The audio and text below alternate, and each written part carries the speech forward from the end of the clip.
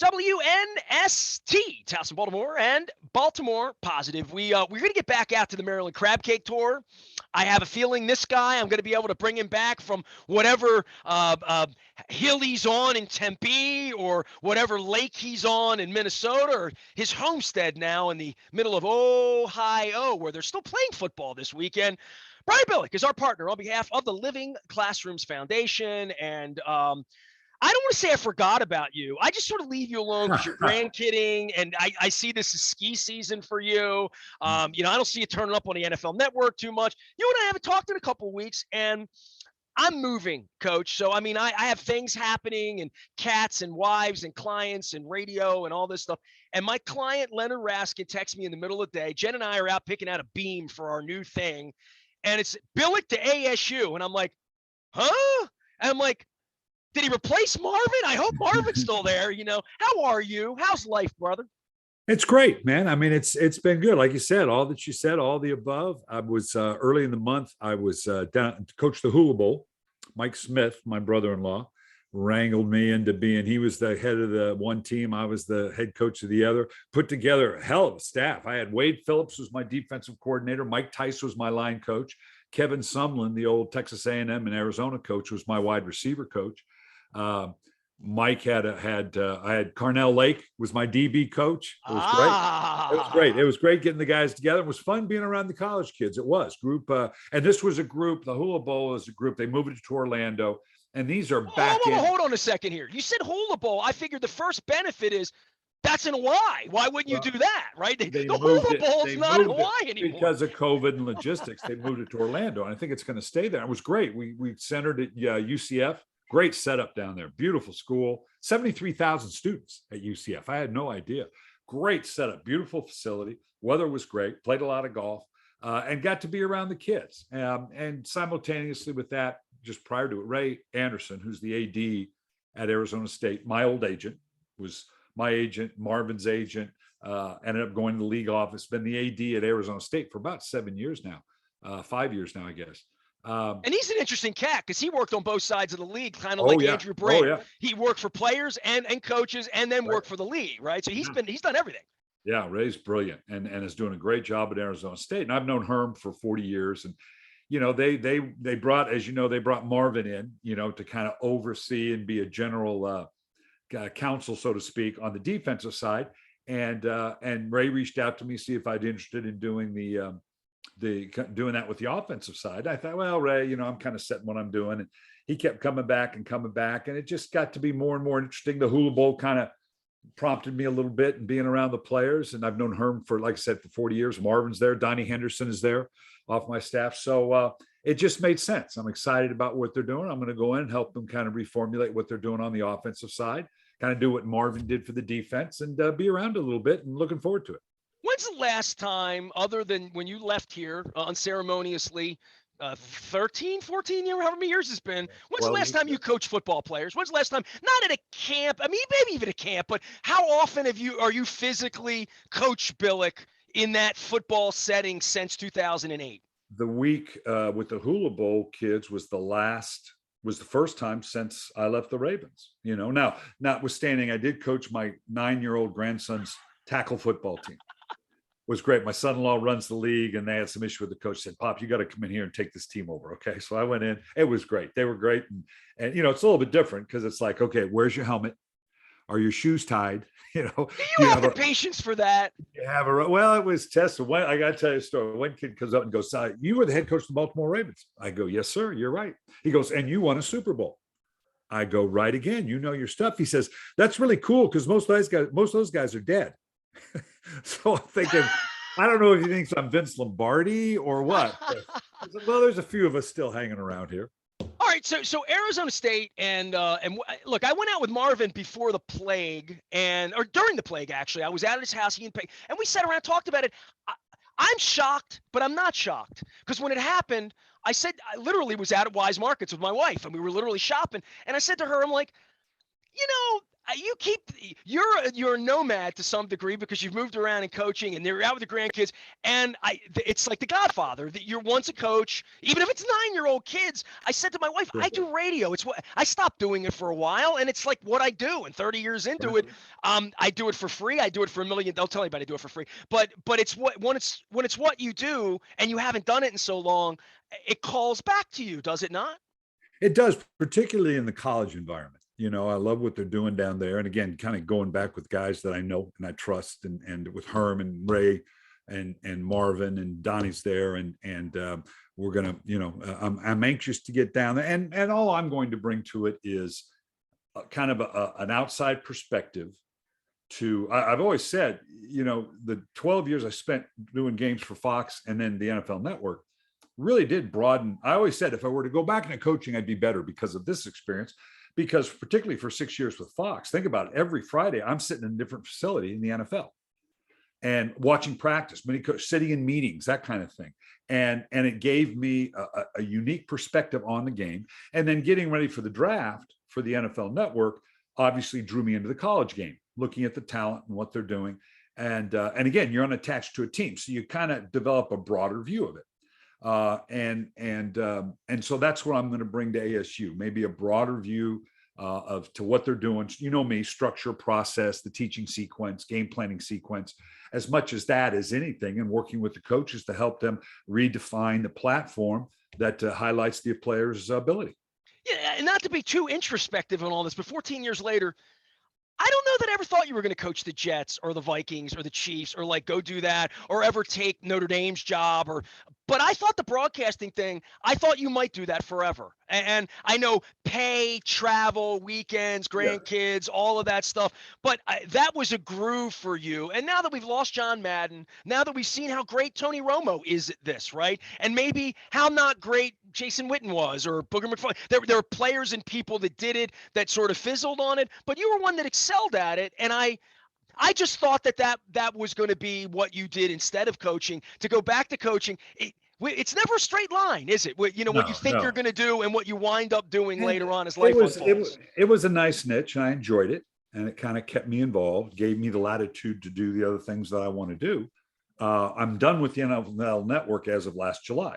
So with all the transitions going on, and it was time. It was time for, obviously them reformatting some things, and the niche that I had was kind of run its course, which was good. I was on with that. And then, so this last season, I was, kind of totally unattached.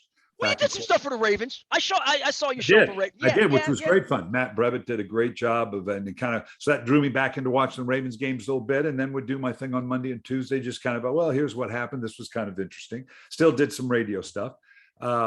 So I was kind of, out there and working on my golf game, and that's the most shocking thing. If anybody really knows you, I'm think obsessed. That dude, I've golfed with you. No. It was awkward, and I can't believe that you started golfing. Obsessed with it, and it's great. I give to get out. And when did that turn? Going, I have some friends. There's some beautiful golf courses up in Minnesota, just gorgeous mountain courses. And I had some buddies were playing, so we were members of Scioto Country Club here in Columbus. So I got some coaching.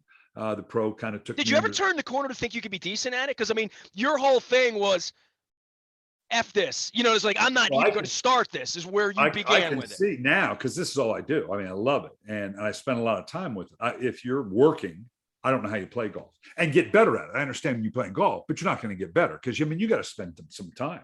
And it's great. I'm on the green in regulation in most instances, but then I can 5-putt any green in America. I am the worst putter in America. It's like, I mean, it's embarrassing. Well, you didn't go to Ocean City when you were a kid and play putt-putt like I did. That's the strength of my game, the putt. And that's the approach I probably need to take. So it's been great fun. And Kim's playing, so that's great fun. And I think there's a few golf courses down in Arizona, so I may do a little of that. You're getting better is what you're saying. You're improving. A little bit. I'm not as embarrassing as I used to be. Well, that's a Billick trademark here. Coach Billick joining us here. You can follow him out on Twitter. And, of course, helping out things with living classrooms here on behalf of us at WNST and Baltimore Positive. From Ohio to the desert. Let's go back. Let's talk some football here. Let's start with the Ravens, because, I mean, we talked about how great the games were last weekend. And I think I'm going to the Super Bowl next week. I masked up 12 hours a day. We're going to figure all that out.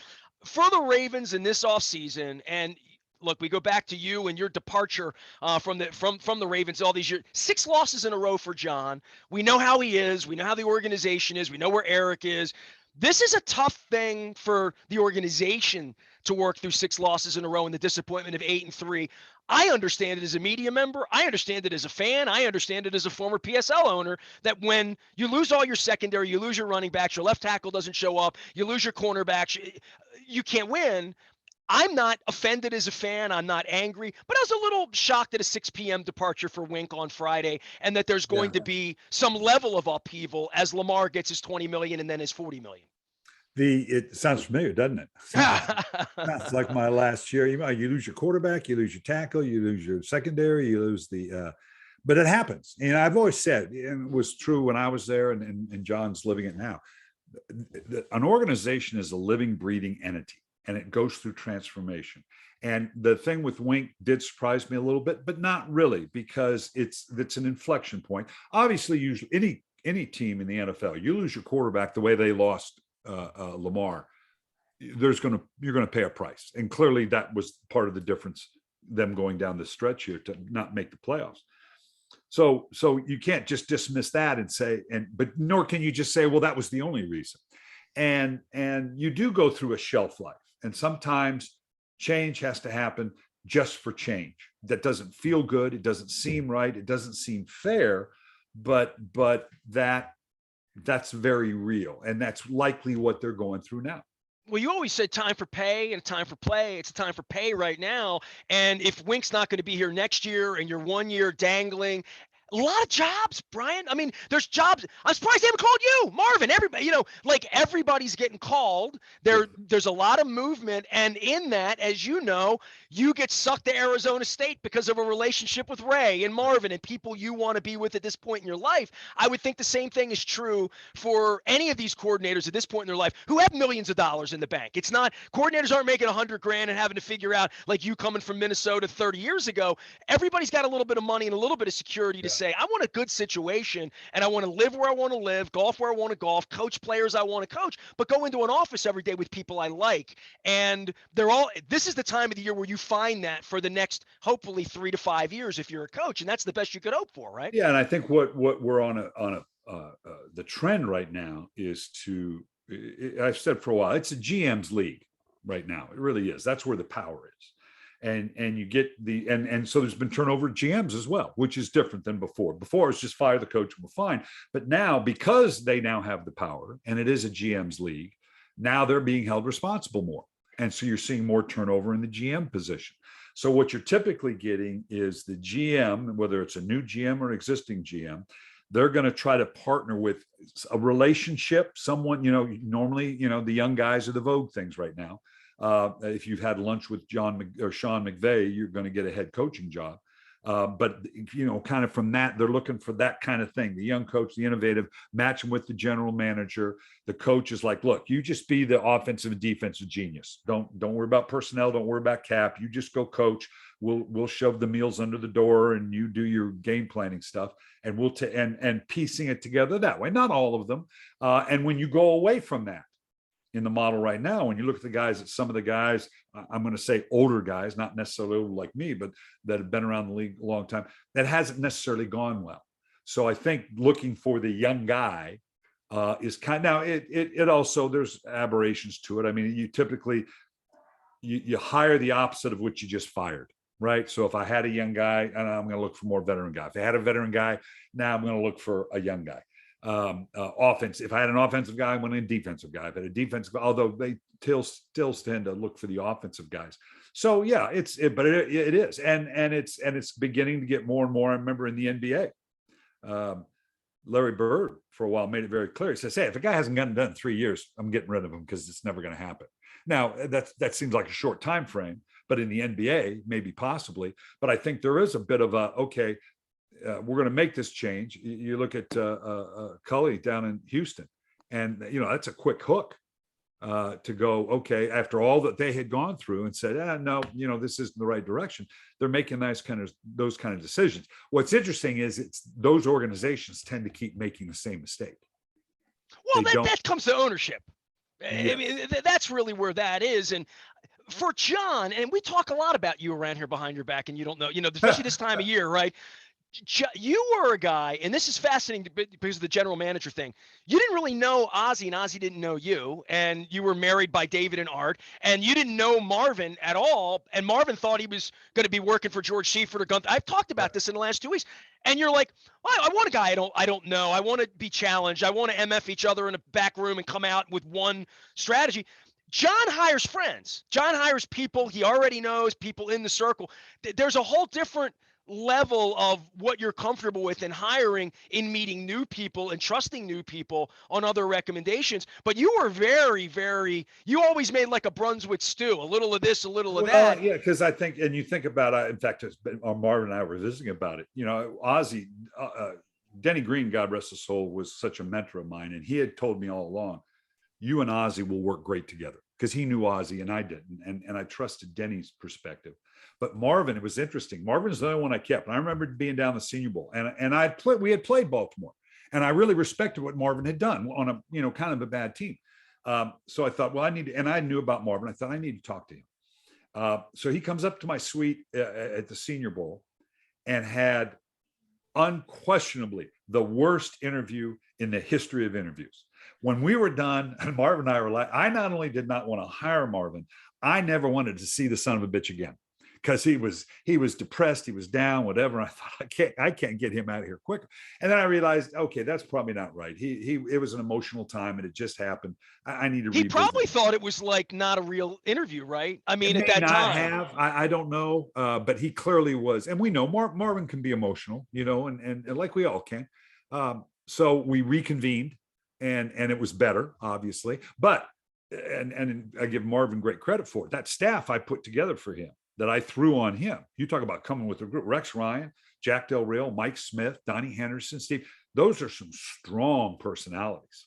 So to have to come into a room as a coordinator with a group you've never worked with before, and have to manage these guys who every day, and when you come into a new job, you sit down, you look at the film, and you basically sit there going, well, I don't know why they did that. That was stupid. I can see why they got fired over that. Well, for Marvin to have to sit and listen to that for the first 2 or 3 months, and kind of going, well, we kind of thought it was a good idea at the time, but he handled it brilliantly. He took the input, he adapted to kind of the format that I wanted to, mainly the teaching sequence. He was going to obviously run the defense, but in terms of the way it's installed and practiced and game planned, and he adapted and was brilliant at it. So again, thrown into a new environment that challenged him, but made him a better coach. Brian Billick is our guest. He's Coach Billick out on Twitter. He is headed to the desert. He's on to Tempe to join up with Marvin.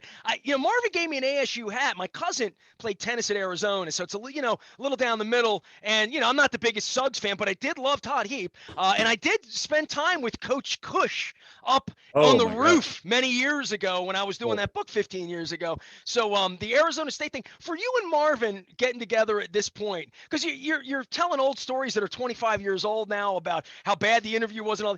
Man, you both got rings in all of this, right? Like it's an amazing thing 25 years later for you, and to see the two of you in ASU, to see you in the same room wearing ASU stuff, it's gonna be a little freaky deaky for a dude like me. No, it's great. And Marvin was a big reason why I took the job too, because I also knew that in the role that he has on the defensive side, and what I'm doing on the offensive side, which again is an overall perspective to help the coaches be more structured and organized and platform the players' abilities.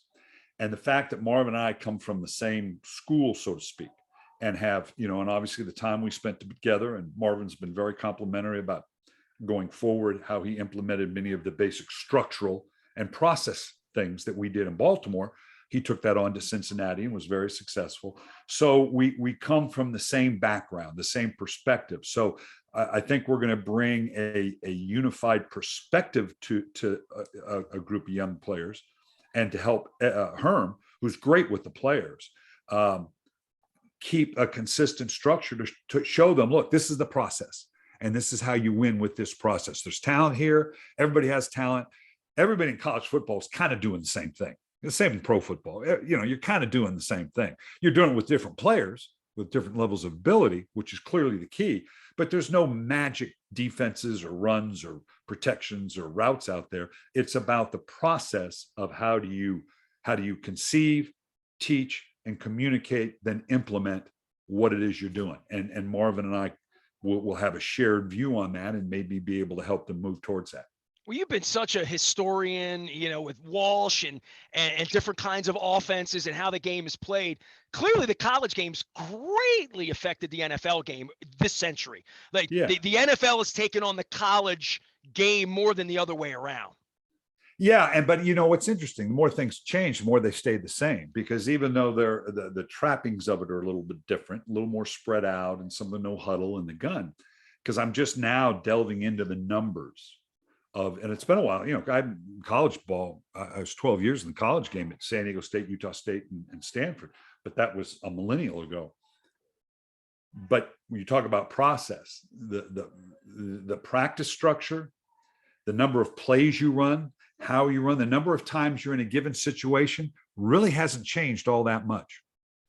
So even though it looks a little bit different and the style is a little bit different, the process of how many times you're going to be in the open field and base down, how many 3rd and 1. I always love it. My running line when I talk to new coaches is, I look at their game plans, and in the open field, they have in 3rd and 1 to 2, and they have 20 plays.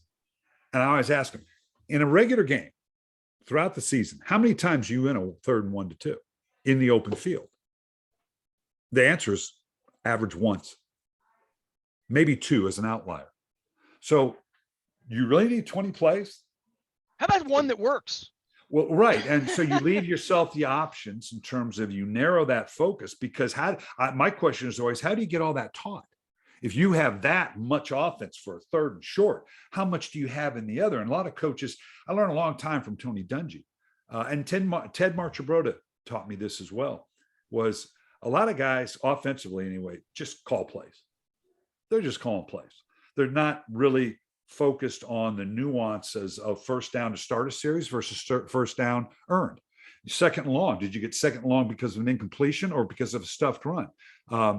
After an explosive, was it after an explosive run, the play that you're going to call, or after an explosive pass? Because defenses will make different calls based on that, and you need to be focused on that, narrow your focus as to what you're calling. And it's that type of thing that I think I should be able to bring to the table to help the offensive coaches fine tune what it is what they're doing, how they're communicating it, how they're teaching it, and then how they're orchestrating it on game day. Coach Billick is headed to Arizona State. You can still follow him out on Twitter and around here at WNST and Baltimore Positive from time to time. All right, we've been at this a while and talking about you. Okay, there's a hell of football games this weekend. Wow. I mean, that Great was something. Oh, I've always said, we've been doing this a while. Division round's the best weekend of football in all of the NFL. And this one didn't. I mean, 4 3-point games, some great. And the Kansas City Buffalo game was just stunning, just to watch the level of play and these great quarterbacks. And I said going in, I was excited about the playoff picture this year because I didn't think there was a clear-cut team. There were a couple teams that probably shouldn't have been there, Philly and Pittsburgh. Those last seeds, you're getting, it's tough enough. You can 6th seed, but you throw in now the 7th, and it's becoming hockey. They're just going to let everybody in. Yeah, yeah, which is okay, but to handicap, and as we saw, the number 1 seeds both lost. So even with that, you could make a case for any of those teams to go on and win a Super Bowl, and you can make an equal case to say, well, this is why they're going to stumble, and this is why it's not going to happen. I think we saw that played out over the weekend. Just phenomenal games to watch the Rams go on, West Coast to East Coast. What was it, 2 or 20 and stuff like that, where West Coast teams going to the East Coast had not fared well in the playoffs, and Tampa Bay and run up a 27-3 lead, but it's Tom Brady. And you never, and to watch that come back, but then to respond once they did come back and answer the call, it was fabulous for to see the Rams do that. Disappointing to see Green Bay go out, but San Francisco, that's their formula. Keep Garoppolo to 20-25 throws, run the ball, play good defense, and they can win. And now they're playing the Rams. Kansas City and Cincinnati. I would not sit still on Cincinnati. Joe Burrow has been nothing less than spectacular over the last 5 games of the season. I mean, yeah, 1,000 yards against all total against Baltimore, and then what was it, Kansas City or Pittsburgh? I mean, it was unbelievable. So this Well, you had that kid old is. term with him is makeup, which is makeup, right? That's a 70s, that's a Gil Brandt term or whatever. Boy, you just watch the way he conducts himself just in general, and you're like, There's a that guy can calm. it makes me root for him, and he's a Bengal, There's a calm, and I'm in Columbus, so obviously there's a bunch of Bengal fans here, and they're all excited with the Houdat. But Joe Burrow, there's a calm about his process, about his demeanor, that is belied by his youth. He looks Brady-esque. He looks Aaron Rodgers-esque in the way and has obviously the physical skills, and they're wrapping some good talent around him. So, but Kansas City and Mahomes, I mean, I personally, and he's a good guy, but Leslie Frazier ought to be shot. You cannot play man. I don't care if it's 2-man against Kansas City. You cannot do it. First off, your guy can't run with Kelsey. He's going to get overpowered by Kelsey, or he's going to be outrun by Tyreek Hill. And 2, you're opening it up for Mahomes to pull it down and run. Now, you can't. So the answer is, well, no, if we play passive zone, they just nickel and dime down the field. Yes, they do. And with 13 seconds, make them nickel and dime down the field. You don't give them 2 plays of 70 yards by going any kind of man. That just stunned me. Brian Billick is here. You can follow all of his travels to Arizona State out of Coach Billick. And last thing for you, Super Bowl in LA, hometown, and coming back. And have you been to SoFi yet? Because I haven't been out yet. And the network. Look, Radio Row, right? I mean, it's people, elbows, celebrities. I don't know how we're going to do this with a mask, but there's a part of me that I want to go out and just see it this way, because we all skipped it last year. But this is a different thing. And I don't know, it's sad for humanity and our citizenry, and certainly for LA, and trying to show the thing off, that I'm a little half-hearted about going out there next week. Well, it's going to be interesting, and the network now has its new building literally attached or across the street from SoFi.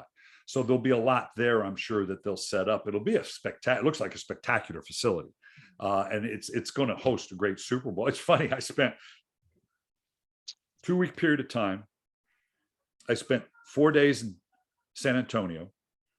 Coaches convention was there, played a little golf, did a speaking gig, then went to Orlando, spent a week with 100 players coming in from all over. Young people.